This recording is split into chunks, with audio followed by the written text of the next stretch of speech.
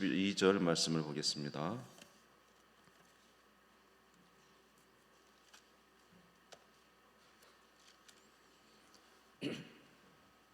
레위기서 4장 1절에서 12절 말씀, 구약성경 149페이지입니다. 레위기서 4장 1절에서 12절 말씀 찾으신 줄 알고 봉독하겠습니다. 여호와께서 모세에게 말씀하여 이르시되 이스라엘 자손에게 말하여 이르라. 누구든지 여호와의 계명 중 하나라도 그릇 범하였으되 만일 기름 부음을 받은 제사장이 범죄하여 백성의 허물이 되었으면 그가 범한 죄로 말미암아 흠없는 수송아지로 속죄 제물을 삼아 여호와께 드릴지니 그 수송아지를 회막문 여호와 앞으로 끌어다가 그 수송아지의 머리에 안수하고 그것을 여호와 앞에서 잡을 것이요 기름 부음을 받은 제사장은 그 수송아지의 피를 가지고 회막에 들어가서 그 제사장이 손가락에 그 피를 찍어 여호와 앞 곧 성소의 휘장 앞에 7번 뿌릴 것이며 제사장은 또 그 피를 여호와 앞 곧 회막 안 향단 뿔들에 바르고 그 송아지의 피 전부를 회막문 앞 번제단 밑에 쏟을 것이며 또 그 속죄 제물이 된 수송아지의 모든 기름을 떼어낼지니 곧 내장에 덮인 기름과 내장에 붙은 모든 기름과 두 콩팥과 그 위에 기름 곧 허리 쪽에 있는 것과 간에 덮인 꺼풀을 콩팥과 함께 떼어내되 화목제 제물의 소에게서 떼어냄 같이 할 것이요 제사장은 그것을 번제단 위에서 불사를 것이며 그 수송아지의 가죽과 그 모든 고기와 그것의 머리와 정강이와 내장과 똥 곧 송아지의 전체를 진영 바깥에 버리는 곳인 정결한 곳으로 가져다가 불로 나무 위에서 사르되 곧 재 버리는 곳에서 불사를 지니라. 할렐루야. 하나님의 은혜가 충만하시기 바랍니다. 네,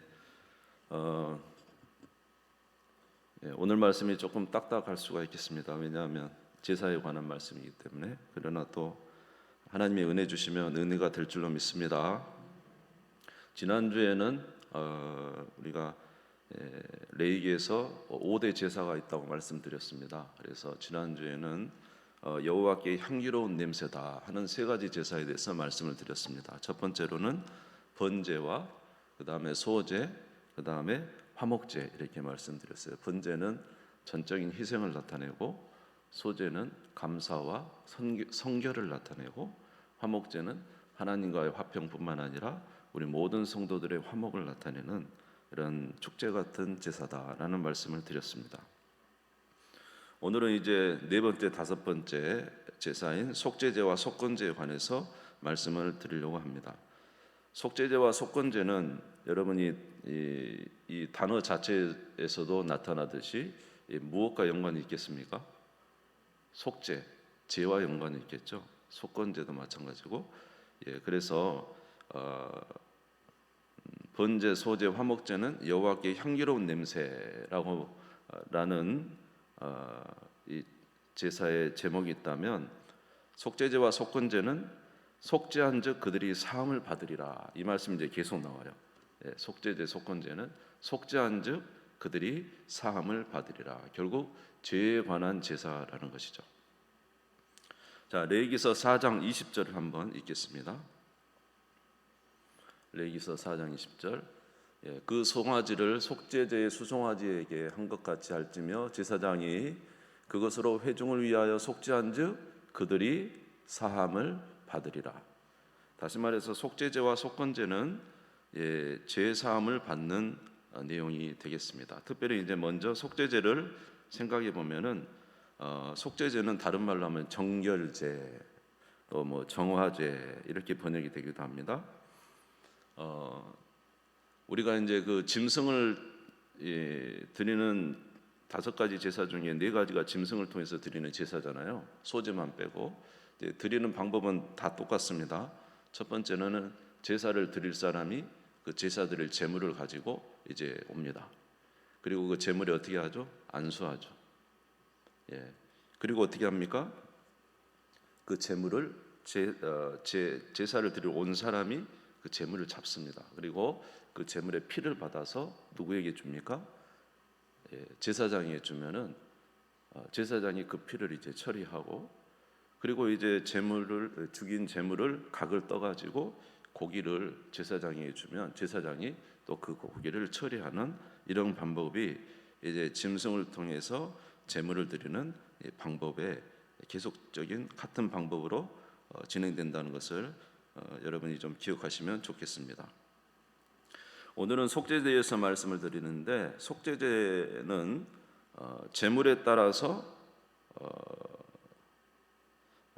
제물에 따라 다른 게 아니라 제사를 드리는 사람에 따라서 제물이 틀려져요.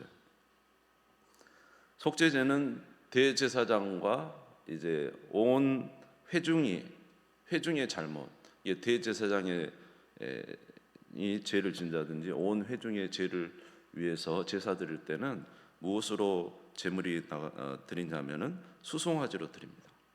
레위기 4장 3절 한번 봐볼게요. 만일 기름 부음을 받은 제사장이 범죄하여 백성의 허물이 되었으면 그가 범한 죄로 말미암아 흠없는 수송아지로 속죄 제물을 삼아 여호와께 드릴지니. 그러니까 제사장이나 온 백성의 죄를 위해서는 수송아지로 제물을 드립니다. 그런데 족장이 범죄했을 때는 순념소로 드립니다. 레위기 4장 22절에서 23절. 만일 족장이 그의 하나님 여호와의 계명 중 하나라도 부지 중에 범하여 허물이 있었는데 그가 범한 죄를 누가 그에게 깨우쳐 주면 그는 흠없는 순념소를 예물로 가져다가, 이게 수송아지였다가 이제는 족장은 순념소죠. 그리고 일반 이제 평민이 죄를 범했을 때는 암염소나 암양으로 드립니다. 레위기 4장 28절. 그가 범한 죄를 누가 그에게 깨우쳐 주면 그는 흠없는 암염소를 끌고 와서 그 범한 죄로 말미암아 그것을 예물로 삼아. 그러니까 이제 제사장이 죄를 지었을 때는 송아지를 드리고 수송아지, 족장이 죄를 범하면은 순념소를 드리고, 그리고 평민이 죄를 범했을 때는 속죄 제물로 암염소나 암양을 드리고. 예. 그런데 이것도 이제 못 드리는 평민들이 있잖아요. 가난하니까. 가난하면은 무엇을 가져다 드립니까? 비둘기 2마리를, 집비둘기나 산비둘기 2마리를 가져다가 속죄 제물로 드립니다. 이것도 못 드릴 상황이 안 되면 어떻게 합니까? 고운 가루 에바 10분의 1, 이게 하루 식사 정도 되는 고운 가루를 가져다가 속죄 제물로 드리는 거죠. 이렇게 각각 이 위치에 따라서 다른 제물을 드리는데, 이렇게 하신 이유는 뭐냐면은 뭐 경제적으로 부유하든지 가난하든지 상관없이 하나님 앞에 누구나 뭐 할 수 있는 속죄 제사를 드릴 수 있도록, 나갈 수 있도록 하나님께서 모든 자들에게 기회를 제공하신 거죠. 그렇죠? 가난한 자들은 고운 가루, 곡식가루라도 가지고 가서 속죄를 드리고, 그렇죠? 그러나 이제 이스라엘에 대표되는 대제사장 같은 경우는 수송아지로 속죄 제사를 드립니다. 자, 그런데 이제 여기 속죄제에 따라서 좀 다른 점이 하나 있는데, 그것은 무엇이냐면은 이 속죄 제물의 피를 처리하는 것이 다릅니다. 예를 들어서 대제사장이 범죄하거나 백성 전체가 죄를 범했을 때는 그 송아지의 피를 받아서 어떻게 하냐면은 이 피를 받아서 이 대제사장이 성소로 들어가죠. 여러분, 성소와 지성소로 나눈 거 아시죠? 성소와 지성소 사이는 뭐가 있죠? 휘장이 있죠, 휘장. 그래서 그 휘장에 이제 대제사장이나 온 백성의 죄를 위해서는 가서 그 피를 가지고 휘장에 7번 뿌립니다. 그리고 그 휘장 바로 앞에 보면은 분향단이 있어요, 분향단.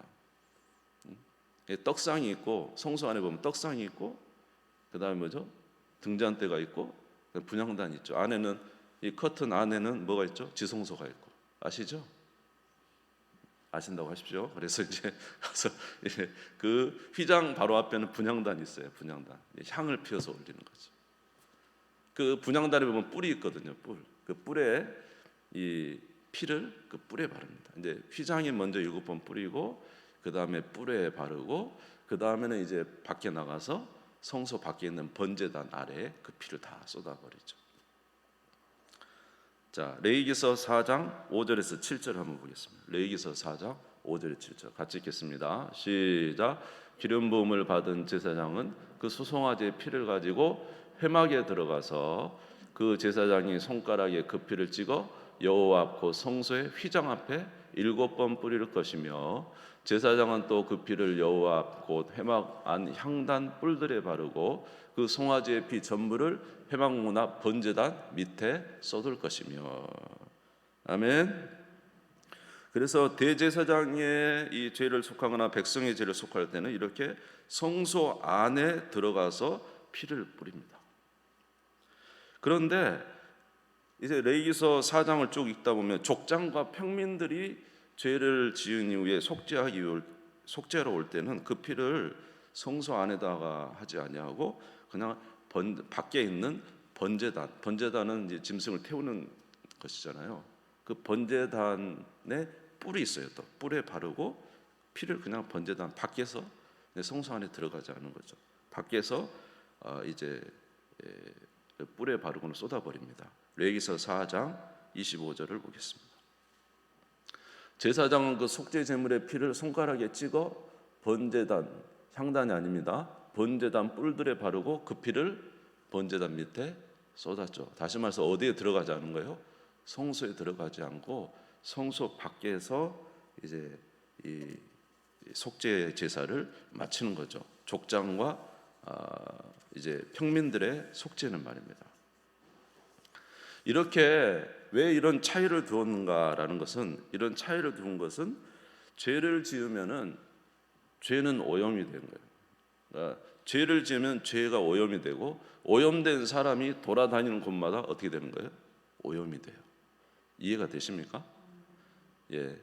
그러니까 사람이 죄를 지으면은 자기의 죄뿐만 아니라 자기가 돌아다니는 그것도 죄에 오염되기 때문에 정결 예식이 필요한 것이죠. 그런데 평민과 족장은 어디에 들어갈 수 없어요? 성소에 들어갈 수 없어요. 평민과 족장은 오로지 성소의 번제단이 있는 물두멍이 있는 그 성소의 뜰까지만 갈 수가 있는 거예요. 거기까지만 가서 이제 제사를 드리고 했는데, 그러므로 이들에게 이 속죄의 피는 어디까지 필요하냐면 그 성소의 뜰에 있는 번제단에 그 뿔들에 바르고 거기에 바르면 돼요. 그런데 문제는 대제사장은 어디에 들어갑니까? 성소 안에 들어가죠. 성소 안에 들어가요. 자기가 성소 안에 들어가는데 죄를 지은 상태에서 그곳에 성소 안에 들어가서 이제 활동을 하기 때문에 그것도 죄의 오염이 일어날 수 있기 때문에 그 속죄의 피를 어디까지 가지고 들어가요?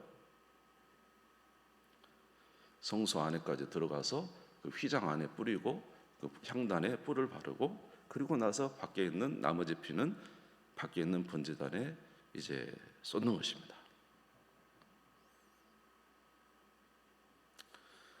자,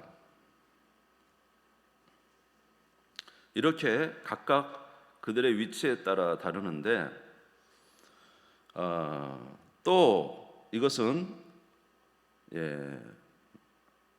어떤 의미가 있냐면은 또 다른 의미가 하나는 있는데, 그것은 대표의 의미가 있는 거죠. 이 개인이 속죄를 하면 개인의 속죄는 되죠. 족장이 속죄하면 자기 그 자기 족장의 위치로서 속죄는 되지만, 그런데 이 대제사장은 무슨 의미가 있냐면 이스라엘 전체를 의미하는 거예요. 이스라엘 전체. 대제사장은 이스라엘 전체 온 백성의 속죄물을 가지고 들어가잖아요. 그렇죠? 속죄 제물을. 그러니까 대제사장이 드리는 그 속죄는 온 이스라엘의 속죄를 위해서 가지고 가는 대표적인 대표성이 있다는 것입니다. 그래서 비록 대제사장이 그 수송아지 한 마리를 잡아서 그 피를 가지고 들어가지만은, 이것은 이 수송아지의 피는 하나님 앞에 속죄 피로 드리지만은 이것은 결국 한 마리의 이거지만은 누구의 죄를 속하기 위한 거예요? 온 이스라엘의 죄를 속하는 이 속죄 제사가 되는 거예요. 무슨 말 이해가 되세요? 왜냐하면 대제사장은 이스라엘의 하나님 앞에 가는 제사장의 대표적, 하나님 앞에 중보적 위치에, 중재적 위치에 있잖아요. 그러니까 온 인류, 온 이스라엘의 이 속죄 피를 가지고 들어감으로 인해서 그 대제사장이 그 성소 안에 들어가서 대신 그 일을 함으로 하나님은 그 속죄를 받으시고 누구의 죄를 속해 줍니까? 이스라엘 온 백성의 죄를 속해 줍니다. 무슨 말인지 이해가 되십니까? 그리고 특별히 7월에 보면은 대속죄일이 있어요. 대속죄일은 어디까지 들어가냐면 지성소까지 들어가요. 그 휘장을 젖히고 들어가서 그 지성소 위에 있는 속죄소에 피를 뿌립니다. 근데 이 피를 통해서, 이 속죄 제사를 통해서 이스라엘 백성들의, 전체 이스라엘 백성들의 1년의 죄를 속해 주세요. 1년의 죄. 그래서 매년 속죄일을 또 들어가죠. 자, 그러니까 대제사장 한 사람의 속죄가 온 인류, 온 이스라엘의 죄를 속하는 일을 하는 거죠. 무슨 말인지 이해가 되십니까? 그런데 이것은 우리에게 또 다른 의미를 나타내 주죠. 바로 예수 그리스도 한 분의 속죄가 어떤 역할을 할까요? 그를 믿는 모든 사람의 죄를 속하는 대속죄의 역사를 이루는 것입니다.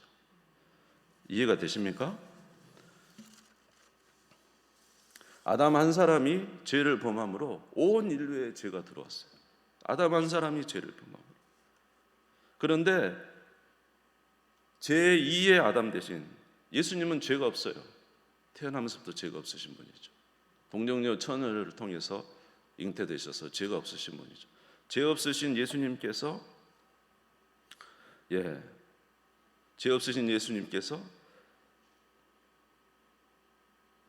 모든 속죄에 친히 자기 몸을 속죄의 제물이 되셔서 십자가에서 자기 자신의 십자가의 속죄의 제물이 되시고, 친히 또 자기가 대제사장이 되셔서 우리로 십자가에서 속죄의 제사를 이루셨단 말이죠. 그러므로 예수님이 십자가에서 흘리신 그 속죄의 피는 예수 그리스도를 믿는 모든 사람의 죄를 속하는 능력이 있다는 거죠. 대제사장이 온 이스라엘의 죄를 속하는 대표로서 수송아지의 피를 가지고 들어갔잖아요. 우리 예수님이 십자가에서 피를 흘리셔서 모든 인류의 죄를 대신 지시는 피를 흘리시고, 그 피를 가지고 어디로 갔죠? 하늘 성소에 있는 하나님께 그 피를 가지고 참된 성소에 들어가셨어요. 아멘. 그러니 어찌 예수 그리스도의 피가 모든 사람의 죄를 속하지 않을 수가 있습니까? 그러니까 대제사장이 이스라엘을 향해서 가져간 그 속죄의 제사는 더 큰 의미로는 예수 그리스도의 속죄의 제사를 나타내주고 있는 것이죠. 아멘. 예수님은 우리 모두를 위해서 속죄의 제물이 되실 뿐만 아니라 대제사장이 되시고 속죄를 이루시는 이제 놀라운 역사를 이루어 주신 것을 우리가 이것을 통해서 알 수가 있는 거죠. 히브리서 9장 11절에서 12절을 같이 읽겠습니다. 같이 한번 읽겠습니다. 시작. 그리스도께서는 장래의 좋은 일의 대제사장으로서 오사 손으로 짓지 아니한 것 곧 이 창조에 속하지 아니한 더 크고 온전한 장막으로 말미암아 염소와 송아지 피로 하지 아니하고 오직 자기의 피로 영원한 속죄를 이루사 단번에 성소에 들어가셨느니라. 할렐루야. 그래서 예수님은 한 번의 속죄로 영원한 속죄를 이루어버렸다. 아멘. 이 짐승의 피를 가져간 이 대제사장은 매년 들어가야, 속죄일도 매년 들어가야 되고. 그런데 이 육신의 대제사장은 또 날마다 죽잖아요. 죽으면 또 다른 대제사장 세워야 되죠. 그러나 우리 예수님은 영원히 살아계신 대제사장. 할렐루야. 영원한 자기의 피로 우리를 대속해 버리셨다. 그를 믿는 모든 자에게 예수님의 속죄의 피가 임하게 될 줄로 믿습니다. 죄가 씻어지는 줄로 믿습니다. 아멘. 속죄의 은혜를 받는 줄 믿습니다. 그리고 영원한 하나님 나라 이루는 하나님의 백성이 되는 자격을 주신 줄 믿습니다. 히브리서 13장 11절에서 12절 같이 읽겠습니다. 시작. 이는 죄를 위한 짐승의 피는 대제사장이 가지고 성소에 들어가고 그 육체는 영문 밖에서 불사름이라. 그러므로 예수도 자기 피로써 백성을 거룩하게 하려고 성문 밖에서 고난을 받느니라. 할렐루야. 그래서 예수님은 우리에게 영원한 대제사장이 되시고 결코 변하지 않는 대제사장이 되시고, 그의 속죄는 우리의 구원을 위해서 단번에 이루신 영원한 속죄의 제사가 되었다고 말씀하고 있습니다. 혹시 히브리서 10장 12절 14절 드리지 않고 찾아줄 수 있을까요? 히브리서 10장 12절 14절 제가 한번 읽어드리겠습니다. 오직 그리스도는 죄를 위하여 한 영원한 제사를 드리시고 하나님 우편에 앉으사 그 후에 자기 원수들을 자기 발등상에 되게 하실 때까지 기다리시나니 그가 거룩하게 된 자들을 한 번의 제사로 영원히 온전하게 하셨느니라. 할렐루야. 예수님의 제사는 더 이상 다시 드릴 필요 없는 영원한 속죄의 제사가 되기 때문에, 아멘. 그러므로 우리는 이제 짐승을 잡을 필요가 없죠. 오직 예수 그리스도를 믿는 믿음을 가지면 우리에게 영원한 속죄가 이루어진 줄 믿습니다. 두 번째로 이제 속건제에 관해서 좀 말씀을 드리겠습니다. 속건제는 히브리어로 아삼이라는 이제 단어인데 보상제, 배상제 이런 말이 있습니다.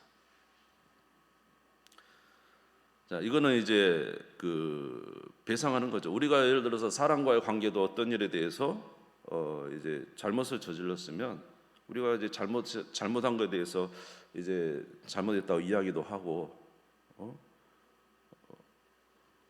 또 때로는 그에 대한 상한 형벌도 받기도 하죠. 그러나 또 그가 손해를 입힌 것은 갚아줘야 돼요. 그렇죠? 물질적으로 손해받은 거 이제 갚아줘야 되는데, 이 속건제라는 것은 뭐냐면 바로 피해를 입은 것에 대한 보상제가 속건제예요. 이것은 두 가지로 나눌 수가 있는데, 첫 번째로 하나님께 손실을 입혔을 때, 하나님께 손실을, 또 하나는 이웃에게 손실을 입혔을 때, 그때 이제 하나님 앞에, 이것도 하나님 앞에 범죄한 거기 때문에 속건제의 제사를 드리라고 했습니다. 예를 들어서 하나님에 대해 손실을 일으킨 것은 하나님의 성물에 대한 손실을 일으키는 거죠. 예를 들어서 제사장만 먹어야 되는 떡을 자기가 그냥 먹어가지고 하나님의 거룩을 해치는 거죠. 또 하나는 11조 같은 거죠. 11조는 무엇입니까? 누구의 것이라 했죠? 하나님의 것인데 자기가 그것을 취해버리면은 하나님의 것을 취함으로 인해서 이것은 하나님께 피해를 입힌 것이다라는 거죠. 그래서 이런 경우는 어떻게 하느냐면은 자기가 피해를 입힌 것을 다시 돌려줄 뿐만 아니라 그것의 5분의 1을 더하여 돌려주라는 것이 바로 속건제입니다. 레위기서 5장 15절에서 16절. 레위기서 5장 15절에 16절 같이 읽겠습니다. 시작. 누구든지 여호와의 성물에 대하여 부지 중에 범죄하였으면 여호와께 속건제를 드리되 내가 진영한 가치를 따라 성소의 세겔로 몇 세겔 은에 상당한 흠없는 순양을 양떼 중에서 끌어다가 속건제로 드려서 성물에 대한 잘못을 보상하되 그것에 5분의 1을 더하여 제사장에게 줄 것이요 제사장은 그 속건제 순양으로 그를 위하여 속죄한즉 그가 사함을 받으리라. 아멘. 하나님께도 잘못하면 그게 5분의 1을 더해서 이제 순양을 드리며 제사 드리고 또 5분의 1을 이제 취한 것에 대해서 다시 이제 드리라는 거죠. 이것은 지금 오늘날의 구약의 이 법이 오늘날 적용되는 건 아니지만 저와 여러분이 하나님께 혹시라도 이제 잘못한 거 있다면은 주님께 우리가 회개하는 마음으로 마땅히 드릴 것을 회복시킬 것은 회복시키는 것이 중요합니다. 어떤 양이 중요한 게 아니라. 대표적인 케이스가 누굽니까? 삭개오 아닙니까? 삭개오가 어떻게 했습니까? 예수님 믿으니까. 내가 예수님 믿으니까 내 재산의 절반을 떼어서 가난한 자에게 나눠주고 내가 혹시 남의 것 착취했으면 몇 배로 갚겠다고요? 4배로 갚겠다고 그랬어요. 예. 여기서 이제 4배는 이제 아주 드러난 거예요. 드러난 거. 그럴 때는 그렇게 하라고 돼 있어요. 율법.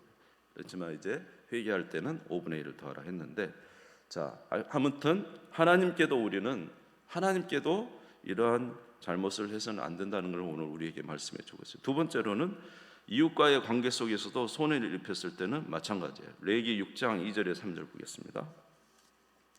레위기 6장 2절에서 3절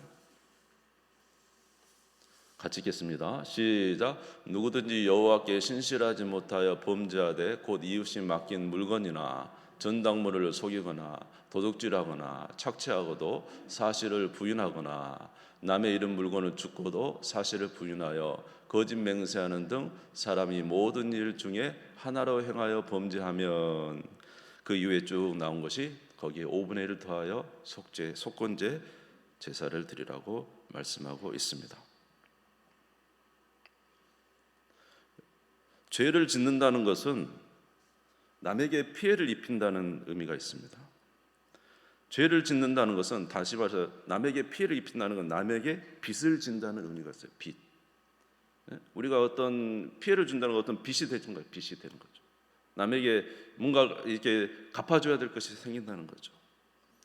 그래서 마태복음 6장 12절에도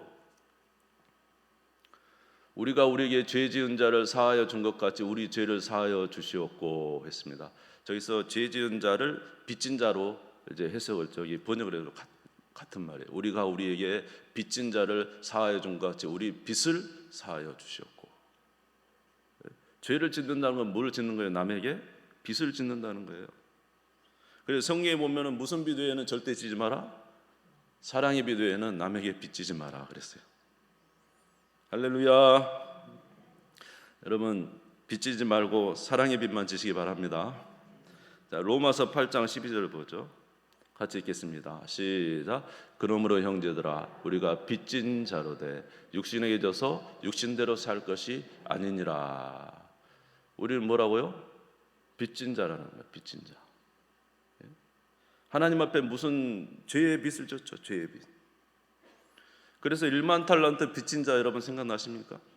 1만 달란트 하나님 앞에 엄청난 빚을 받았고 탕감받았는데 나에게 빚진 자 용서하지 않는 것은 나중에 하나님이 오실 때 나도 너 용서 안 하겠다 이렇게 하셨죠.